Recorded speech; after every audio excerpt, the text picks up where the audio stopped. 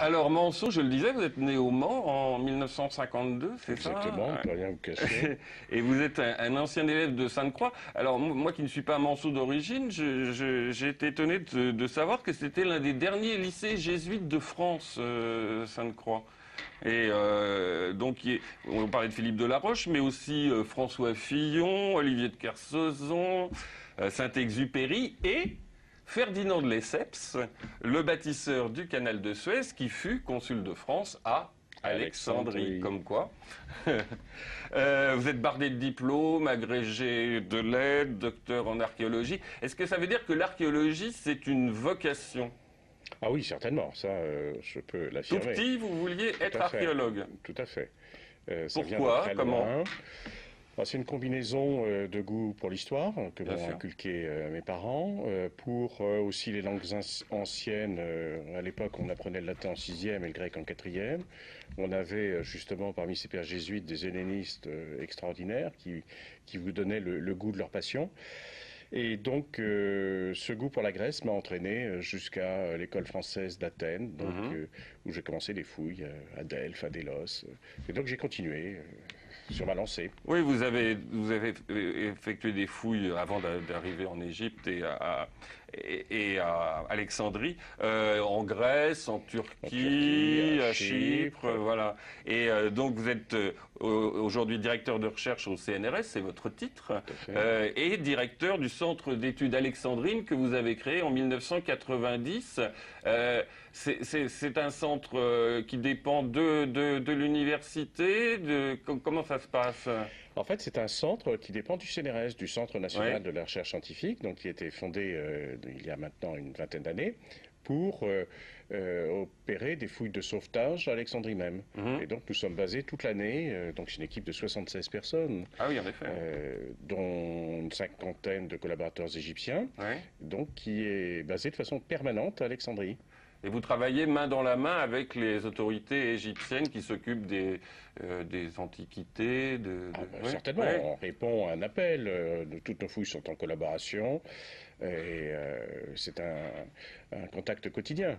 On peut dire en quelque sorte que vous êtes une espèce de super chef de chantier?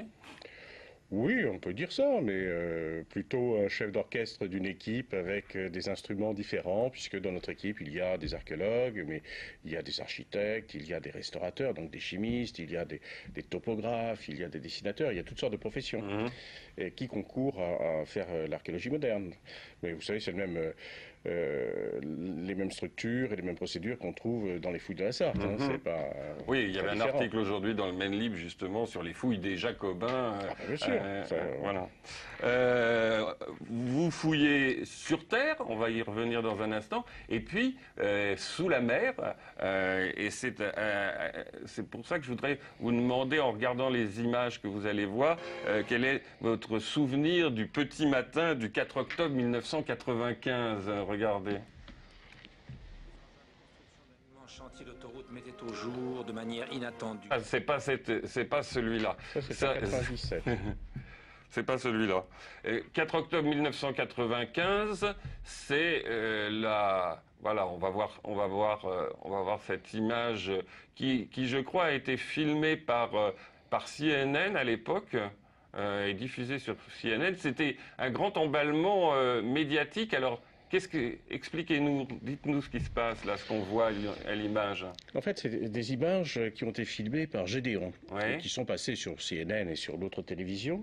Oui, c'est extrait d'un documentaire, voilà, d'un documentaire qui vous est consacré à vos travaux. Qui relate nos fouilles. Et donc on remonte à ce moment-là des statues colossales et des éléments du phare d'Alexandrie. Donc c'est un des grands moments où, sur un site que nous connaissions pour y avoir plongé depuis déjà plusieurs années, eh bien là, on fait voir au public eh bien ce que nous avons trouvé sous l'eau. Oui, parce que le phare d'Alexandrie, j'allais dire, c'est pas un mythe, mais enfin, en fait, vous avez remonté à la surface des éléments monumentaux du phare d'Alexandrie, mais vous n'avez pas pour autant découvert son emplacement. En fait, son emplacement, il était connu depuis longtemps. Depuis toujours. C'est à peu près à côté du fort de Cape Bay, voilà. Oui, c'est un fort médiéval, en effet, et dont on sait qu'il a été construit à la fin du XVe siècle sur les ruines de l'ancien phare. Et il y a des éléments d'ailleurs dans la construction du fort médiéval qui appartiennent à ce monument antique. Donc on savait qu'il était là. On n'est pas les premiers, loin de là. La seule chose, c'est que après toute cette période où l'Égypte était en guerre avec son voisin, eh bien, à un moment donné, il y a une ouverture. Et on nous a demandé d'aller estimer l'importance de ce site sous-marin. Et c'est à ce moment-là qu'à notre tour, nous avons découvert ce site prodigieux avec plus de 5000 blocs d'architecture et ces statues colossales, etc. Donc c'est vrai que ça nous a fait une énorme impression, même si on savait qu'il était là. Oui, parce qu'auparavant, on n'avait pas eu les moyens, je dirais, techniques, financiers d'y aller. Alors, c'est des moyens techniques et surtout, au XVIIIe siècle, par exemple, il y a des voyageurs qui racontaient qu'ils louaient une petite barcasse et puis ils allaient avec une lunette de calfa, c'est-à-dire un tube avec un verre au fond et qu'ils voyaient toutes ces colonnes. Comme on voit un peu dans la mer Rouge, pour aller voir les fonds. Oui. Exactement. Et donc, ils décrivent ces milliers de colonnes qu'ils aperçoivent. Mais il faut attendre d'abord l'invention du scaphandre autonome pour que naisse l'archéologie sous-marine. C'est Cousteau qui a procédé à la première véritable fouille sous-marine en 1952, justement. Et ensuite, eh bien, cette archéologie sous-marine se développe sur les côtes méditerranéennes. Et donc, il faut attendre les années 1990 pour qu'à notre tour, nous plongions sur ce site du phare d'Alexandrie. Et soulever, enfin exhumer, je ne sais pas si on dit exhumer, mais sortir un morceau comme celui-là de plusieurs dizaines de tonnes, comment on fait? Ça demande énormément de matériel. Alors il faut en effet là des gros moyens, puisque c'est des grues sur pontons flottants. Et donc là, ce corps de statue qu'on voit sortir de l'eau pèse déjà à lui seul 23 tonnes. Oui, en effet. Il y a des blocs qui dépassent les 70 tonnes. Donc, et que deviennent ces blocs? Alors en fait, nous en avons levé très peu, 36 en tout. Pour, à la demande des autorités égyptiennes, les montrer à l'arche publique. Et par exemple, ce corps de statue a été reconstitué. On a retrouvé après la tête. On avait la couronne de Haute et Basse Égypte. Et donc la statue se trouve devant la bibliothèque alexandrine. Il se trouve que c'est Ptolémée Ier, donc le successeur d'Alexandre le Grand, qui fonde justement la grande bibliothèque et le musée. Et donc maintenant, eh bien, sa statue colossale se trouve de façon symbolique, donc associée à la moderne bibliothèque alexandrine. Vous décidez de n'en sortir, d'en enlever qu'un certain nombre. Pourquoi? Parce que vous ne voulez pas tout sortir de l'eau? Ces Quels sont les problèmes? Ces objets qu'on sort de la mer, eh bien, sont remplis de sel. Donc on est obligé de les désaliniser le jour même, on commence l'opération, sinon il y aurait une cristallisation du sel qui ferait éclater l'épiderme. C'est un processus très long qui dure 6 mois. Si vous imaginez, si on avait 5000 blocs à désaliniser, ça prendrait des années, voire des décennies, et en plus on ne saurait pas où les mettre. Alors que là, eh bien, on entraîne, suivant la volonté des autorités égyptiennes, eh bien, le visiteur vers le site. Et là, il découvre ces sphinx qui sont picorés par des petits poissons. C'est assez impressionnant. Et en même temps, vous cartographiez l'ensemble. Évidemment, là on travaille sous l'eau confortablement, si je puis dire. On n'est pas pressé par le temps, c'est pas une fouille de sauvetage, contrairement à ce qu'on fait à terre. Et donc là, on a tout le temps nécessaire pour mener une opération systématique. Vous plongez vous-même?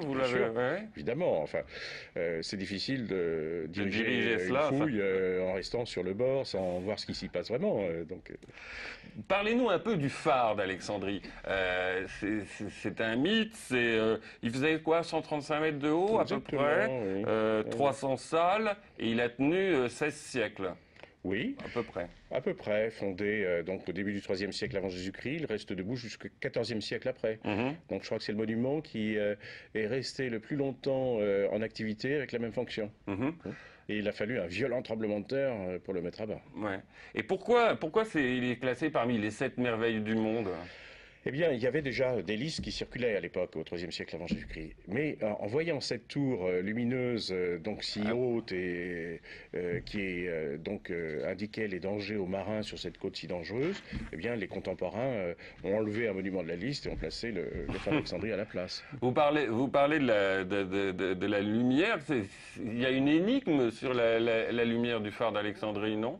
Oui, il y a une énigme, dans la mesure où on est sûr qu'il y avait un feu la nuit, hein, tous les auteurs C'est sont le principe d'accord. du phare. C'est le principe du phare, c'était pas seulement une tour, un amer, mais c'était aussi donc un feu qu'on voyait au loin et qui indiquait un danger. Donc on savait que c'était à quelques brasses à l'est du phare qu'il fallait prendre le goulet pour entrer dans le port d'Alexandrie. Mais on ne sait pas quel combustible alimentait ce feu. Donc là, il y a un mystère, en effet. Moi, j'ai lu quelque part, on parlait de miroir. On parle de miroir, on n'en a pas trouvé, on savait en faire dans l'Antiquité, c'est certain, de lentilles, mais quel était le combustible? Est-ce que c'était du bois dans un pays qui n'est pas très connu Non. pour ses forêts profondes? Est-ce que c'était un autre combustible? On pense par exemple à la nafte, Ouais. Hérodote donc dit, avant la construction du phare, que ce pétrole qui existait à la surface des étangs, des lacs, eh bien, était utilisé dans la région comme chauffage et éclairage. Mais comment est-ce que ce feu résistait au vent, aux embruns, à la pluie, l'hiver, Alexandrie, il pleut bien. Donc ça reste mystérieux. Ouais. Alors, le phare d'Alexandrie, comme tous les phares, il était fait pour protéger les marins de la côte d'Alexandrie. Mais alors, j'ai lu quelque part, vous dites aussi que c'était une œuvre de propagande. Qu'est-ce que vous Tout à voulez fait. dire par là? C'est-à-dire que Ptolémée Ier, lorsqu'il a construit ce phare, eh bien, a voulu montrer par cette espèce de prouesse architecturale qu'il était d'une richesse, d'un pouvoir qui était à la taille de ce monument. C'est un peu comme une pyramide, quoi. Enfin, je veux dire, c'est pas... Mutatis mutandis, une pyramide. Mais tous les souverains ont bâti dans l'histoire des bâtiments pour impressionner les populations. Oui, oui, oui. Même François Mitterrand a fait une pyramide, mais à Paris. Puisqu'on parle des pyramides, Grégory Jugé, qui réalise cette émission, aurait aimé savoir si, mutatis mutandis, comme vous dites, est-ce que vous avez eu peur à un moment donné de la malédiction qu'on a attachée, par exemple, aux pharaons, aux pyramides, pour les explorateurs, les découvreurs? Est-ce qu'il n'y a pas de malédiction pour le phare d'Alexandrie? Non, il y a peut-être en effet, c'est ce qu'on raconte, des microbes qui peuvent exister dans les tombes qu'on ouvre dans le désert égyptien. Là, on est sous l'eau, alors Oui. vous imaginez, on est protégé, aucun danger. D'accord. Même si l'eau est parfois un peu polluée, eh bien, vous voyez qu'on résiste bien. On va parler maintenant, enfin dans un instant, on va passer une page de publicité et puis on va revenir sur Terre et parler de l'autre versant des fouilles d'Alexandrie, mais tout de suite un petit peu de réclame.